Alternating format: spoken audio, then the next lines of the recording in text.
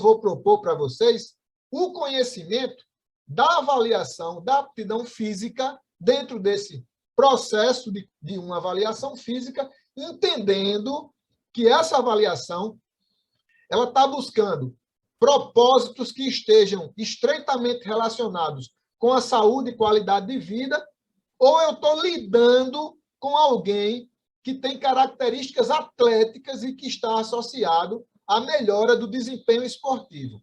A primeira tomada de decisão é entender esses propósitos, porque nós vamos ter um conjunto de testes e medidas relacionados à saúde e ao rendimento esportivo, nós vamos ter que agregar outras habilidades, outros testes e medidas para contemplar as necessidades atléticas daquele cliente ou daquela pessoa que procura o serviço em avaliação física. Porque se nós não fizermos essa separação, se a gente não tiver esse entendimento, a gente vai fazer um monte de testes e medidas, alguns deles estarão desconectados com os propósitos e objetivos dos avaliados e da avaliação que eu quero oferecer, vai demandar a necessidade de um tempo maior e muitas das informações elas não serão aplicadas. Então, para que vocês possam ter eficiência na avaliação física, o primeiro ponto a definir é saber se o cliente está querendo buscar uma avaliação voltada para a saúde e a gente vai ter a possibilidade de oferecer testes e ou medidas que possam avaliar a capacidade cardiorrespiratória, a composição corporal, a aptidão músculo-esquelética por meio de testes de força muscular, de resistência muscular localizada e também de flexibilidade. Então, essas capacidades elas estão ligadas à área da saúde. As habilidades esportivas e atléticas, além dessas que eu proponho nesse momento, vocês irão agregar outros testes e medidas que possam fazer uma avaliação mais específica para a realidade daquele atleta ou daquela pessoa que busca desempenho esportivo. E aí vocês poderão, além dessas capacidades que foram elencadas, agregar testes para agilidade, para verificar potência muscular, equilíbrio, coordenação e testes de tempo de reação. Então, percebam que vocês não precisam fazer testes e medidas para todas essas habilidades físicas. Vocês precisam, primeiro, definir o perfil do avaliado, os seus objetivos, agregar a isso as condições que vocês têm de trabalho e de desenvolvimento, e aí definir, sim, uma bateria de testes organizadas, estruturadas e que vai contemplar essas necessidades reais, ok?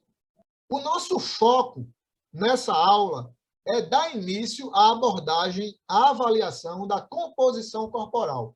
Então, o propósito de hoje é iniciar uma discussão sobre a composição corporal, sobre esse tipo de avaliação, sobre o que é avaliado, sobre essa importância, por que fazer avaliação da composição corporal e trazer o conhecimento para vocês em relação a indicadores antropométricos que vão estar relacionados não só com uma condição atual daquele avaliado, mas também vai predizer potenciais de riscos para desenvolvimento de futuras enfermidades.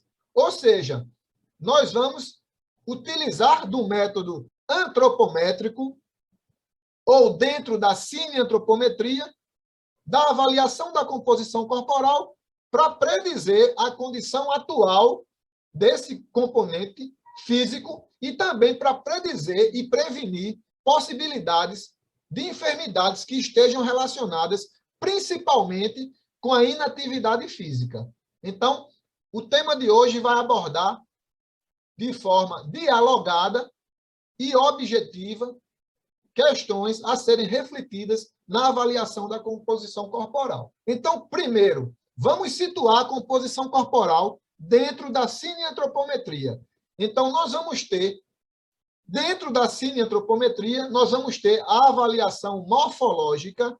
Essa avaliação ela vai dar ênfase ao estudo das medidas, das formas, das proporções corporais que vão estar relacionados ao entendimento de medidas que vão estar relacionadas ao peso da massa corporal total, aos comprimentos dos segmentos e aos perímetros, às alturas, os diâmetros ósseos e também as dobras cutâneas. Então, cada uma dessas medidas, elas vão estar relacionadas a alguns indicadores antropométricos que irão ser úteis para identificar e para traçar um perfil do meu aluno do ponto de vista da sua composição corporal. Então, todas essas medidas, elas irão possibilitar para vocês, enquanto avaliadores, condições reais para equacionar valores e classificações que irão ser importantes nesse processo de prescrição de programas de exercícios físicos no campo da educação física, seja dentro da escola, de maneira formal, ou fora da escola, em outros segmentos que estão relacionados à atuação dos profissionais da educação física. Então, nós vamos ter uma série de indicadores de saúde e de performance que vão ser elaborados a partir de medidas, sejam de massa, de alturas, de circunferências, diâmetros ou de dobras cutâneas. Ainda sobre a composição corporal, para que vocês entendam conceitualmente o que seria essa composição corporal, informações mais clássicas, Hayward, ela coloca que é a proporção entre os diferentes componentes da massa corporal total. Então, percebam, vocês vão ter a massa corporal total, o que nós chamamos de peso. Muitas vezes nós chamamos de peso, o que na realidade é toda estrutura corporal nossa que envolve segmentos que são diferentes, que vão estar relacionados com a massa muscular, com a massa óssea, com a massa residual, ou seja, com os fluidos, com os líquidos, com os nossos tecidos e órgãos, né? É o nosso peso residual, e com a massa de gordura, seja aquela massa de gordura essencial, aquela massa que está envolvendo os nossos órgãos vitais, ou a massa de gordura mais superficial, chamada subcutânea. Então, quando a gente fala de composição corporal, a gente está falando nesse entendimento, nessa proporção, nesse fracionamento desses diversos componentes que fazem parte da totalidade da nossa massa corporal.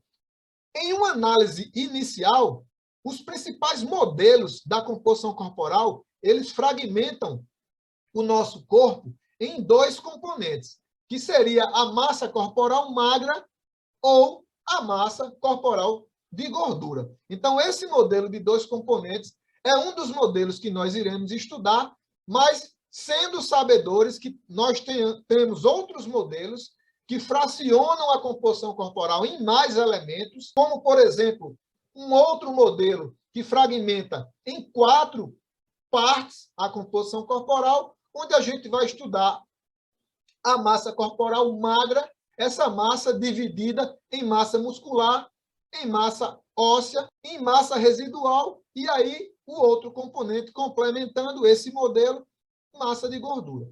Então, mais adiante, a gente vai ter autores brasileiros, nós vamos ter o professor D'Artagnan Pinto Guedes e Joana Pinto Guedes, chamamos de Guedes e Guedes. Em 2006, eles conceituam no livro, o Manual de Avaliação Física, publicado por eles colocam a composição corporal, eles se referem como fracionamento do peso da massa corporal em seus diferentes componentes e que isso pode oferecer grandes contribuições no estudo de indicadores relacionados à saúde. Então, percebam que o conceito do Guedes e Guedes, ele agrega para nós, além de simplesmente conceituar a composição corporal como esse fracionamento dos diversos componentes corporais, mas ele faz a associação desse conhecimento da composição corporal com uma série de indicadores que vão estar relacionados ao processo epidemiológico de saúde e de doença. Ok? Por que avaliar a composição corporal? Por que será que é importante? Então, por que eu devo avaliar a composição corporal? Porque dentro de uma bateria de testes e de medidas em avaliação física é tão importante, poderíamos até classificar como aquela parte da avaliação física de maior busca por parte dos avaliados. Então, por que as pessoas acham tão importante essa avaliação da composição corporal? Principalmente na avaliação física. A composição corporal, ela vai ser avaliada e uma composição corporal desejável, ou seja, aquela que está dentro de padrões de normalidade para a saúde, ela é importante para qualquer faixa etária, seja criança, adolescente, adultos ou idosos. A avaliação da composição corporal, ela vai ser relevante no sentido do conhecimento desse fracionamento dos componentes em 2 ou em 4 partes, como falamos anteriormente, para que a gente associe essa quantidade de gordura corporal com riscos à saúde ou com associação com diversas doenças. Então, dentro desse processo de avaliação da composição corporal, a principal resposta que nós vamos dar aos avaliados é a respeito da taxa de gordura corporal. Essa taxa de gordura corporal, ela está adequada à saúde? Ela está adequada ao propósito das habilidades esportivas, no caso dos atletas? Então, se a gente não faz uma avaliação da composição corporal, várias respostas elas acabam não sendo dadas para uma série de objetivos que são buscados por qualquer pessoa que está participando de um programa de atividade física. Então, a primeira parte é essa. A avaliação dela é importante para identificar níveis desejáveis ou não de composição corporal nas diversas faixas etárias, relacionando isso à saúde ou à performance. Ok? Então, a primeira parte, a primeira justificativa. Uma segunda questão que pode ser colocada é a relação que a avaliação da composição corporal tem nas avaliações clínicas. Então, vários diagnósticos clínicos e várias avaliações de indicadores epidemiológicos e clínicos, eles só poderão ser dados se nós tivermos uma avaliação e um conhecimento das condições da composição corporal atual daquelas pessoas. E aí a gente já vai agregar a essa avaliação uma outra condição importante, ou seja, para monitorar os componentes corporais do meu aluno, ou seja, massa magra e massa gorda, dividindo em 2 componentes, no modelo mais simples, e as respostas e os estímulos que eu, enquanto profissional da educação física, estou aplicando nas ofertas, seja por um programa de exercício físico ou até mesmo para outros profissionais, por exemplo, como os nutricionistas. Então, profissionais da educação física, profissionais da área da nutrição, profissionais da área médica, eles acabam tendo na avaliação da composição corporal um aspecto importante para acompanhamento, para prescrição, para progressão e ajuste da sua prática, sim, dos seus programas, sejam nutricionais ou de exercício físico ou médico, para aquela pessoa. Então, a primeira pergunta é: como está o peso corporal? Eu estou me referindo à massa corporal total. Quando vocês buscam essa resposta em uma balança, seja uma balança antropométrica, mecânica, seja uma balança digital, seja uma balança de bioimpedância. Então, quando a gente busca essa resposta do peso da massa corporal, de início, qualquer pessoa pode fazer uma avaliação própria. Então, eu, por exemplo, apliquei um formulário curto onde eu solicitei de vocês essa pergunta: qual o peso da massa corporal total?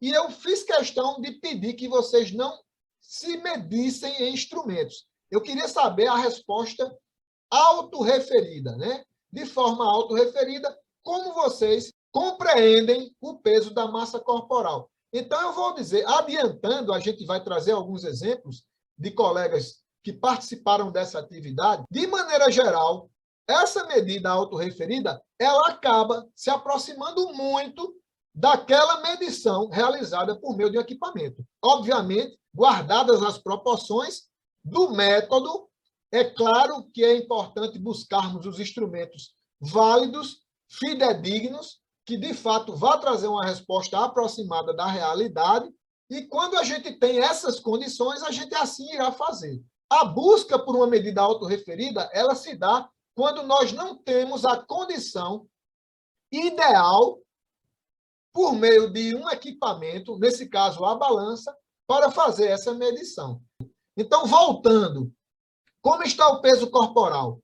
Se eu perguntasse para vocês, vocês acham que a composição corporal dos brasileiros mais voltadas às condições desejáveis para a saúde, ou a gente percebe um desequilíbrio nutricional na avaliação da composição corporal? De uma maneira geral, vocês teriam condições para elaborar uma resposta, considerando que a veiculação de informações a respeito aponta que cada vez mais as pessoas, seja no nosso país ou em outros países, mundialmente falando, as pessoas, por uma série de condições de estilo de vida, essas pessoas acabam entrando em um desequilíbrio da sua composição corporal.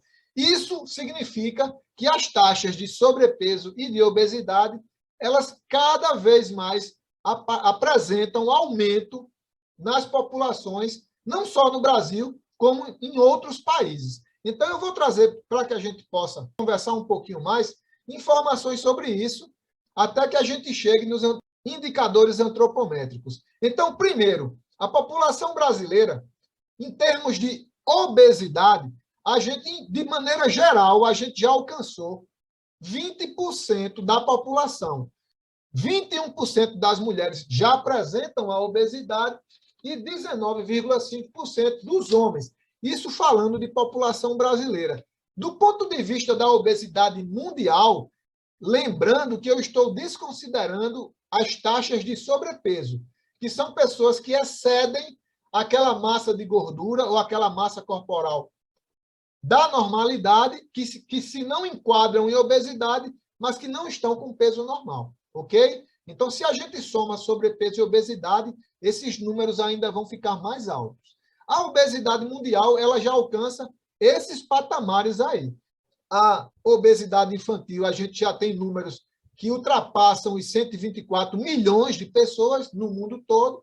É um estudo publicado em 2017, que envolveu 186 países, e os adultos, números superiores a 671 milhões, já apresentam obesidade. Então, entendemos isso como um grave problema de saúde pública, né, mundial, e isso também justifica a importância do conhecimento e da avaliação da composição corporal. Um outro estudo, publicado em 2019, ele traz informações a respeito da dificuldade que as pessoas têm em manter aquele peso dentro de parâmetros da normalidade. Então, esse estudo também é um estudo a nível mundial e que traz para nós a seguinte reflexão: está acontecendo já há muitos anos, há algumas décadas, uma transição epidemiológica. Essa transição epidemiológica, ela modificou o tipo de enfermidade com que as pessoas se acometem.